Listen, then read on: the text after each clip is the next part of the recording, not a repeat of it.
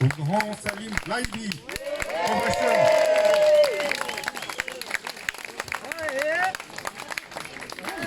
On nous traite de complotistes, ben on va ramener les preuves. Déjà, merci infiniment à l'équipe qui a organisé tout ça. Merci. Parce que je pense que c'est vital que chacun s'entoure de gens normaux, de gens éveillés. Je dis pas, attention, on n'est pas dans le délire sectaire où on rejette la famille, tout ça. Non, non, non, non, pas du tout. Il faut toujours les garder près de soi parce qu'ils vont nous rejoindre. Mais il ne faut pas non plus, parce qu'eux, ils sont sans pitié, et ils sont méchants, ils sont sans pitié. Donc, il faut s'entourer de gens normaux, il faut recharger les batteries, voilà, c'est important des moments comme ça. Alors, c'est même capital. Je voulais vous faire une petite lecture d'une conférence que j'ai préparée pour aujourd'hui, qui s'intitule « Quel crime Big Pharma n'a pas encore commis ?» Quel crime Big Pharma n'a pas encore commis? Pourquoi ce titre? Vous reconnaîtrez certainement le titre du livre du professeur Christian Perron, « Y a-t-il une erreur qu'ils n'ont pas commise ?» que je salue d'ailleurs au passage. Et en fait, c'est clairement un clin d'œil à ce livre pour expliquer ce qui se passe aujourd'hui. Okay, pour expliquer quels sont les délires, crimes innombrables de Big Pharma depuis maintenant des décennies. Alors, je fais cette conférence afin de faire comprendre à nos contemporains que la réaction catastrophique, indigne et honteuse d'un grand nombre de professionnels de santé, de responsables politiques et administratifs n'est pas due au hasard, ni imputable à la crise du Covid-19. Pas du tout, pas du tout. Tout ceci existait avant. En réalité, il y a eu beaucoup plus de morts causées par Big Pharma que par la crise Covid. Bon, je parle quand même de plusieurs décennies. En réalité, il s'agit plus de l'Occident que du reste de la planète, parce que malheureusement, nous autres Occidentaux, on est gavés de médicaments parce qu'on a de l'argent. Les Africains, les autres, ils sont beaucoup moins, on l'a vu aussi avec la vaccination. En Afrique, l'Algérie, elle est à 18% de taux de vaccinés. Première dose, 16% de dose. Le Niger, ils sont à 6%. Il n'y a plus d'épidémie, il n'y a plus de mortalité, il n'y a plus rien. Voilà, bon, c'est clair. Très souvent, les gens me demandent comment tu fais pour sortir tout ça, toutes ces infos. Ça fait 15 ans que je travaille là-dessus et je vous ai ramené une toute petite partie de ma bibliothèque, des livres écrits par des professeurs, par des politiques, par des journalistes, par plein de gens qui étaient dans le système et qui ont écrit des livres pour le dénoncer. Ce sont des livres qui sont vendus partout, à la FNAC, sur Amazon, Cultura. Souvent même, c'est des best-sellers. Les auteurs, vous savez, avant le Covid, on pouvait dire plein de choses. Le professeur Raoult, il passait sur France 5 et Patrick Cohen le présentait comme un grand chercheur. C'est extraordinaire. Du jour au lendemain, c'est devenu un pestiféré. La liste, elle est interminable. La liste de livres que je pourrais citer, elle est interminable. Il a bien fallu choisir une bonne vingtaine, on va dire, rapidement. Remèdes mortels et crimes organisés, comment l'industrie pharmaceutique a corrompu les services de santé, écrit par Peter Gutsch en 2013. Il s'agit d'un gros pavé de 600 pages, écrit par un des plus grands spécialistes mondiaux en études médicales, puisque c'est l'initiateur, le créateur du réseau Cochrane, qui faisait des méta-analyses sur toutes les études. Eux, ils étudient les études, et ils font des méta-analyses énormes, et ils disent, oui, ça c'est du pipeau, ça c'est la corruption. Et il a écrit un livre, il s'appelle « La mafia crime organisé ». C'est pas plus compliqué que ça. Il met le doigt sur la problématique capitale et d'une extrême gravité. Les médicaments prescrits sous ordonnance sont la 3e cause de mortalité dans le monde. Les médecins qui prescrivent les médicaments sont les plus grands criminels après le cancer et les maladies cardiovasculaires. Normalement, quand j'ai dit ça, vous avez déjà compris ça y est, on devrait arrêter la discussion. Mais bon, on va quand même continuer, c'est pas grave. On est là pour ça. Le deuxième livre, Les inventeurs de maladies, manœuvres et manipulations de l'industrie pharmaceutique, paru en 2005. C'est le orange, là. De monsieur Georges Blech, allemand, réputé, gros succès de librairie. Alors, il y a plusieurs stratégies pour vendre des livres. Donc, ils ont inventé des maladies, le syndrome de Sissi. J'invente une maladie, donc je propose un médicament, tranquille. Deuxième technique très très intéressante, je baisse les seuils des maladies, le diabète. Avant le diabète c'était entre 0,8 et 1,2. C'est transformé en 1,1. ils ont rajouté 2 ou 3 millions de malades. Voilà, comme ça, c'est la Sécu qui paye, tranquillou, milou. Et après, bien sûr, vous avez la technique de prévention aussi. Vous savez, on va donner des stats. Moi, j'ai vu des patients dans mon cabinet, quand je leur fais la première consultation, ils me donnent toutes leurs ordonnances. J'ai vu des patients sous statine, sans aucun problème cardiovasculaire, le type svelte, aucun problème. Ils l'ont mis quand même sous statine. Le livre Big Pharma, une industrie toute puissante qui joue avec notre santé. Où est-ce qu'il est? Bon, il est là, vous allez le trouver de toute façon, ils sont tous là. De 2013, ça a 9 ans quand même, de Michael Borch Jacobsen, qui est également une mine d'informations. Il rappelle que les humains consomment tellement de médicaments que même l'eau du robinet contient du paracétamol, des hormones féminines et des antidépresseurs. Il rappelle que 200 000 personnes décèdent chaque année en Europe suite aux effets indésirables des médicaments. Ok? 200 000. Nous pouvons d'ailleurs lier à ce livre un autre ouvrage, La vérité sur vos médicaments, livre collectif publié en mars 2015. Il revient sur la volonté des autorités de ne pas utiliser les médicaments anciens efficaces sans effet indésirable et les remplacer par les nouveautés sous brevet qui coûtent très très très cher malgré les effets indésirables. D'ailleurs, c'était le propos, le sujet de l'hydroxychloroquine et du repositionnement de certains médicaments qui fonctionnent, mais non, ils veulent pas. Ils veulent du remdesivir à 2300 € la picouse. Vous voyez, les six picouses.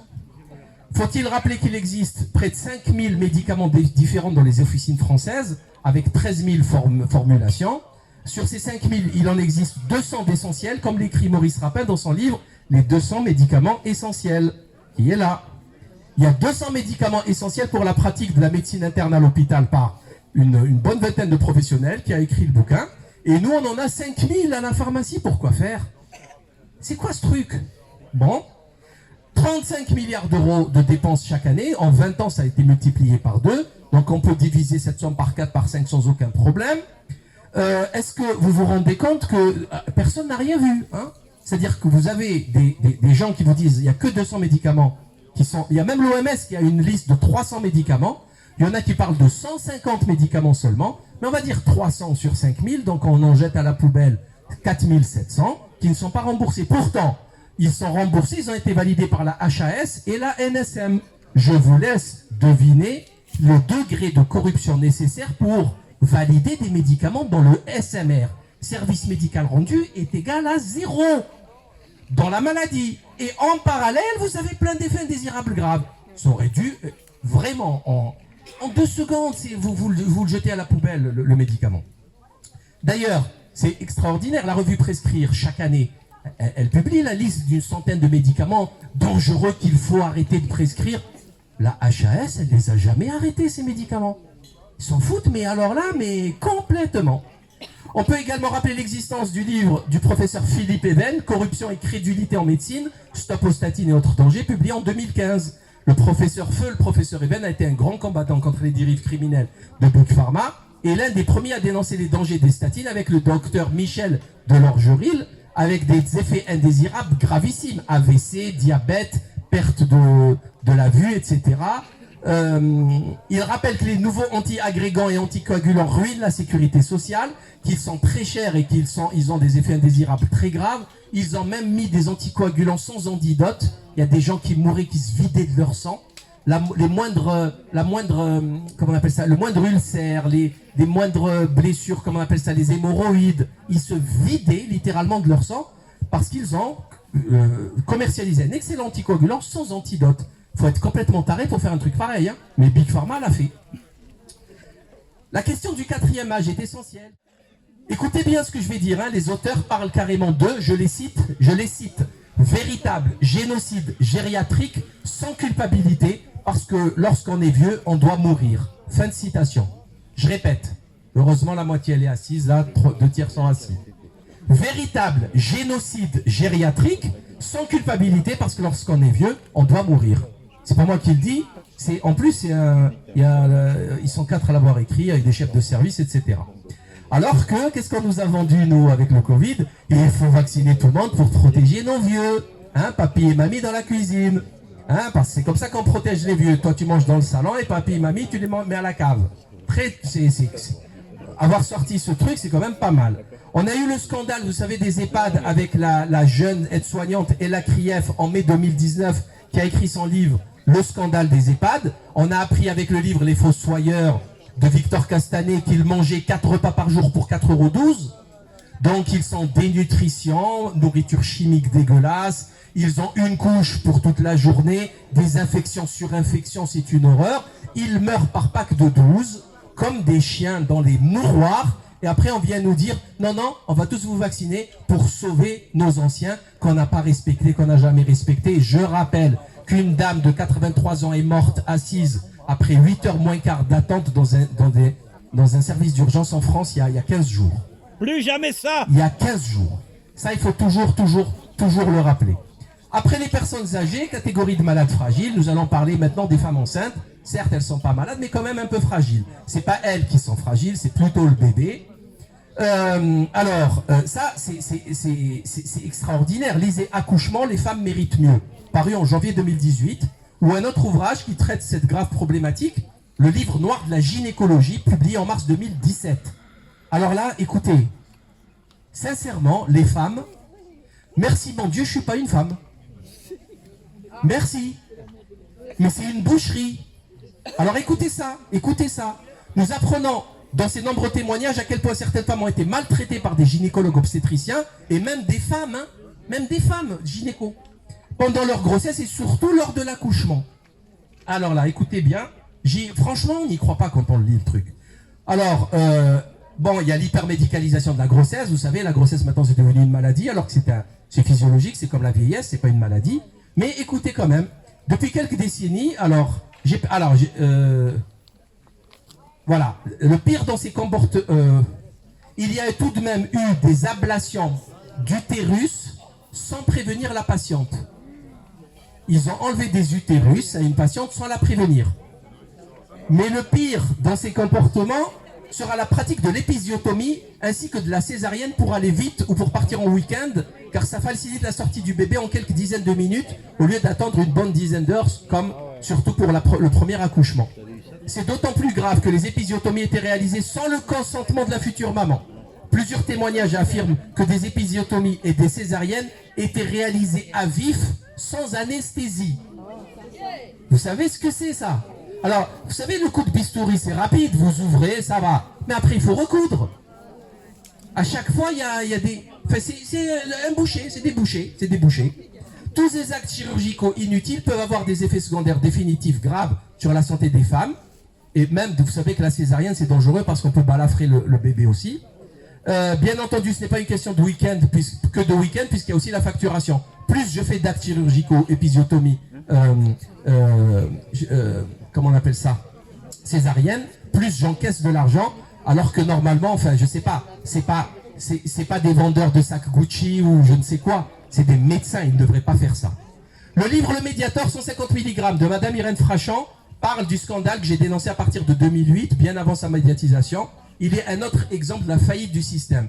Tout le monde a été corrompu, tout le monde a été condamné. La NSM a été condamnée, Servier a été condamné. Il y en a juste quelques-uns qui n'ont pas été condamnés. Les voyous de médecins qui prescrivaient le Mediator hors AMM pour une application qui n'était pas du tout celle du Mediator et dont aucun n'est allé en prison malgré les 2-3 000 morts. Pouvons encore aller plus loin dans la responsabilité des médecins dans de nombreux scandales, comme l'Oxycontin, c'est 500 000 morts aux États-Unis, remplacé par le fentanyl, 70 000 morts par an aux États-Unis. Hein? On peut parler du Vioxx, on peut parler de plein de scandales avec la complicité des médecins. J'ai presque fini, vous inquiétez pas, il me reste une page et demie. Nous avons tous pu constater lors de la crise du Covid la faillite du système hospitalier. Est-ce nouveau? Le livre noir des hôpitaux paru en 2009 dresse un portrait effrayant des magouilles catastrophiques pratiquées dans certains hôpitaux avec des taux de mortalité de 1 à 10. C'est-à-dire il y a des hôpitaux, pour certaines maladies, ils ont 10 décès pour 1000 patients. L'autre hôpital, il a 100 décès. C'est pas possible. Ça veut dire qu'il y a des charlots et qu'il y en a qui font bien leur boulot. Et rien n'est fait. C'est comme les césariennes. Il y a des hôpitaux, des cliniques qui ont des taux de 50% de césariennes, alors que le taux normal, ça serait par exemple 4-5%. Donc quand vous voyez le taux d'une césarienne qui est très élevé, ça veut dire que ce sont des charlots qui travaillent. Alors, on peut ajouter bien sûr à ces nombreux livres ceux de Sylvie Simon, que je salue, dont je salue la mémoire, qu'on avait invité à Marseille faire des conférences à l'époque. Alors, je vais juste parler des 10 plus gros mensonges sur les médicaments publiés en 2007, où elle parle de Vioxx, Celebrex, Distilben, Prozac, Roaccutane, Ritaline, plein de scandales. Nous avons également le couple Nicole et Gérard de Lépine qui a écrit plein de livres pour dénoncer les dérives de Big Pharma, notamment le traitement des cancers des enfants, où on leur ramène des médicaments hyper chers des États-Unis, alors qu'il y a des médicaments qui coûtent très peu cher, qui existent depuis 50 ans et qui fonctionnent super bien. Concernant les conseils ordinaux, alors on a parlé de plein de gens, et d'ailleurs maintenant on va parler des conseils de l'ordre des médecins, des dentistes, etc. Bon, il y a enquête sur les mandarins de la médecine de monsieur René Chiche, publiée en 2013, qui est là, en noir et rouge. Alors, c'est que de la magouille. Et bien sûr, vous avez les rapports de la Cour des comptes de 2019 du Conseil de l'ordre des médecins et du Conseil de l'ordre des dentistes. Un carnage. Des médecins pédophiles protégés par l'ordre. Vous avez l'ordre des médecins a été condamné par le tribunal administratif parce qu'il a protégé André Azout, le gynécologue des stars qui a violé des dizaines de femmes et qui aux assises a pris 10 ans de prison, si ma mémoire est bonne. Et le Conseil de l'ordre l'a protégé et ils ont été condamnés. Donc voilà, plus les détournements d'argent, enfin, c'est une horreur en fait. Pour finir, et pourtant la liste est très longue, parlons quelques secondes du livre de docteur Dominique Michel Courtois et de son vice-avocat maître Philippe Courtois, le livre Noir de la médecine, paru en 2016. On peut y lire un réquisitoire violent sur la situation catastrophique de la médecine française. Je le cite, ouverture des guillemets. Nous assistons aujourd'hui à un suicide de la médecine française, soumise au lobby des laboratoires, au mutisme des pouvoirs publics et à des connivences malsaines entre les organismes prétendument de défense et de contrôle. Fin de citation. Alors, est-ce que tous ces gens sont des complotistes? Est-ce que tous ces gens sont fous? Alors, on a un médecin, on a son fils avocat, on a les meilleurs spécialistes mondiaux. Je ne vais pas parler des déclarations de Marcia Angel, de Richard Horton, de Karima Bassi, du BMJ, du Lancet, du NEJM, New England Journal of Medicine. Ils ont tous dit que la science médicale était corrompue, falsifiée, Big Pharma a tout pourri. Ça fait des décennies que ça dure. Ce qui s'est passé avec le Covid-19, c'est juste, ils ont tombé le masque en fait, c'est tout. C'est tout, c'était les mêmes. C'était les mêmes. On a vu leur vrai visage, un visage, pas tous, attention, hein, attention, il y a des grands guerriers parmi les professionnels de santé, et ils sont nombreux, mais il y a quand même, j'ai une grosse déception, parce que bon, il y a quand même une grande majorité, une belle majorité de traîtres, de lâches et de corrompus qui dans les actes, ont des conséquences catastrophiques sur la santé des gens, notamment les effets indésirables, on les voit tous tomber comme des mouches. Justin Bieber qui a la moitié de la gueule paralysée, qui est aussi, voilà, et on a des présentatrices télé qui font des AVC en direct, tranquille. J'ai jamais vu ça, moi, j'ai 47 ans, j'avais jamais vu ça. Je suis un consommateur de télé, j'ai jamais vu faire, vous avez déjà vu des AVC en direct, vous? Jamais. Jamais. Oh, les sportifs, 18 ans, ils tombent, c'est devenu des légumes, le cœur qui décolle, et on est obligé d'accepter ça comme si de rien n'était. Bon, maintenant, quand j'ai dit ça, quand je parle de ça, les gens me disent « Ouais, mais qu'est-ce qu'on fait maintenant ?» Ben, il faut déjà informer nos semblables. Je ne changerai jamais de direction. Informer nos semblables, ils ne sont pas au courant. Ils seront de plus en plus nombreux à nous joindre à cause des effets indésirables et à cause de la crise économique qui arrive. Comme de la consommation, quoi, il faut agir. Hein. Il faut agir. Je vous donne un exemple tout bête. Là, on a ramené 2 cartons de 200 affiches. Les amis, si je retourne avec une affiche à Marseille, je vous jure, je ne ferai plus jamais de ma vie, j'en imprime. Hein. On en a imprimé des milliers. Ah, il faut de l'huile de coude, là. Il faut aller afficher un peu. En plus, elles sont parties, les affiches. Magnifique. Donc, là, en plus, l'avantage, c'est que vous savez qu'il n'y a plus les élections. Donc, quand on met les affiches, elles restent longtemps. Alors qu'avant, elles étaient recouvertes. Là, elles restent longtemps. Et c'est hyper important, parce que les gens qui sont seuls dans leur coin, quand ils vont voir ça, ils vont se dire « Ah, je ne suis pas seul ». Vous voyez, il y a une dynamique, il y a quelque chose qui se fait. Donc voilà ce que je voulais vous dire. Il faut avoir, vous savez que j'apprécie beaucoup la phrase d'un vaurien qui est Mirabeau, qui était un vaurien, hein, puisque son père l'a jeté en prison parce qu'il faisait tellement de bêtises pour lui donner des leçons. Et Mirabeau, il disait, les gens de bien sont faibles et timides, il n'y a que les vauriens qui soient déterminés. Et ça, c'est vrai. La détermination d'un Véran Templan, elle est exceptionnelle. Pourtant, ça se voit qu'il est médiocre. Vous voyez, il a traité ce vaurien, a traité le professeur Didier Raoult de MacGyver déguisé en chaman. Le mec, mais dans l'échelle de la médecine, il n'est même pas dans le... Il n'existe pas. Il n'y est pas. Vous voyez, il y a quelque chose... Mais pourquoi il dit ça? Parce que c'est le culot. Je ne sais pas d'où ça leur vient. Cette détermination, moi, je la trouve respectable. Si elle est chez nous aussi. C'est-à-dire qu'il faut qu'on ait une détermination. Il n'y a aucun doute sur le fait qu'on va gagner. Parce que c'est au-dessus de nous tout ça. La vérité, elle est au-dessus de nous. Hein. On est juste des petits pions, on n'est rien d'autre. Donc on va gagner. Si le combat qu'on fait, c'est pour nous-mêmes, pour notre dignité. La victoire, si on la voit pas nous, les autres, ceux qui vont nous survivre la verront, c'est pas un problème. Par contre, il faut faire les choses correctement pour aller vite. Donc détermination, point à la ligne. Merci pour votre attention.